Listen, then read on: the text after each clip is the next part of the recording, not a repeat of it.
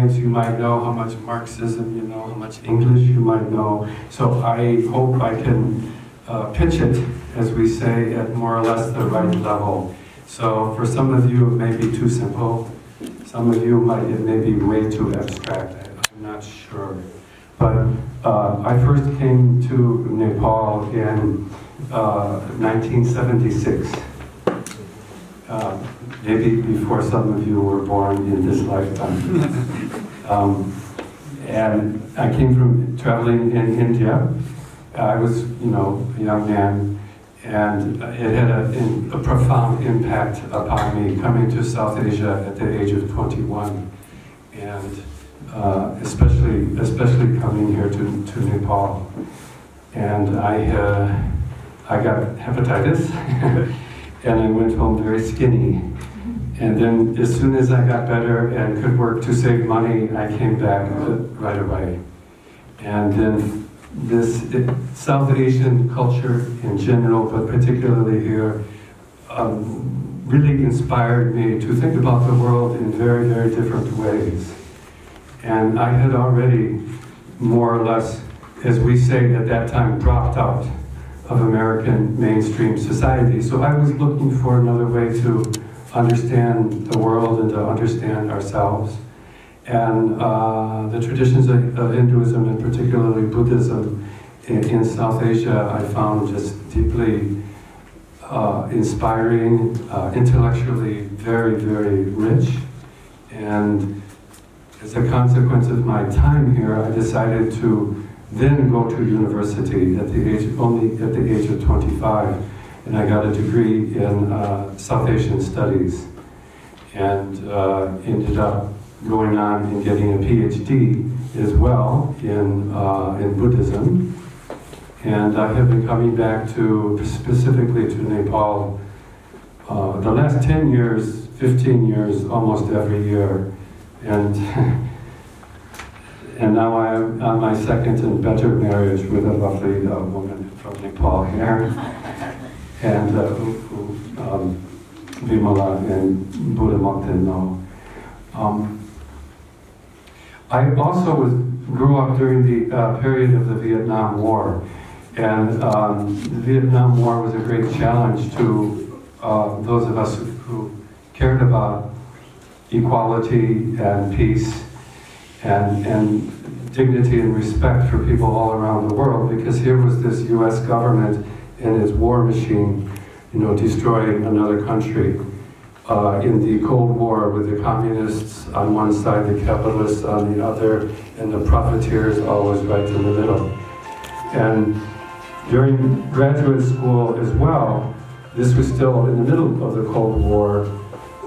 Many of my fellow graduate students were from the non-Western countries, studying economics and politics. And as a person who likes to read and think and debate, I found it necessary to take the communist revolutions, the promise of liberation within Marxist analysis seriously. It was something that I thought to be taken very, very seriously. And like I think some of you here, I've spoken a little bit with Buddha about this forum. It's been a great disappointment to see how these political movements that are so inspiring and so promising in many ways end up not really accomplishing what they set out to do. And so there's been a huge disillusionment with these ideologies of liberation. And at the same time, this was part of, while I was over here studying Hinduism and Buddhism, and these are also other traditions of liberation, of moksha, mukti. And studying them together, I came to understand how liberation operates at really many different levels: personal, social, cultural, political, and economic. And sometimes those levels don't really fit together. or they don't necessarily move in parallel with each other. And so anyways, this is part of my own personal background that I wanted to share with you, because I have found that people, a lot of people here have similar motivations and interests, and have asked me, like Buddha has, to share some of my experience and my thoughts and my studies. So I ended up now in the Department of Religion at a very small college in New England. And I have been teaching the classes on a theory and method in the study of religion for actually almost 20 years. I teach this almost every year. And the academic study of religion is a child of modernity. That is, it is created, the study of religion is created by people who were born and raised in a religious milieu, or a religious environment.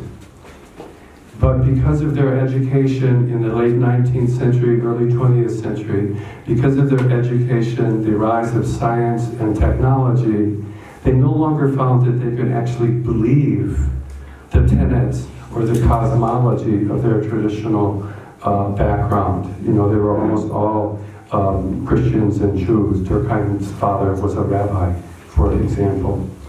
And so they understood what religion can give people in terms of a worldview, a meaningful worldview, and a meaningful community. But they just couldn't really believe the ideas in the face of science and empirical investigation. And so they brought the tools of social science to examine what religion is and how religion sort of functions in the world, what religion gives for people at the individual, social, cultural, and political levels. And in many ways, what the underlying theme of this talk is that while we don't need to take religious propositions literally, like we might propositions in science or chemistry or technology, we need to have a much more nuanced understanding of symbol, of story, and of ritual than science would actually allow us to have. Because we live in story, we live in relationships, we live in ritual behavior together. And science is not nurturing in that way. And social science is not nurturing in that way. And so there's an odd juxtaposition of history and social science, studying religion, and yet not getting at what is there for people and why people cannot help but be religious. So that's kind of the overarching theme. And Buddha told me that he volunteered me to talk here before he talked to me about it. Thank you. So I did not have time to prepare a lot, but I did prepare, I collected some things that I have written up from my other classes. And I thought it would be helpful if we would just sort of go through some of these. And I know I put my glasses someplace. I have too many pockets.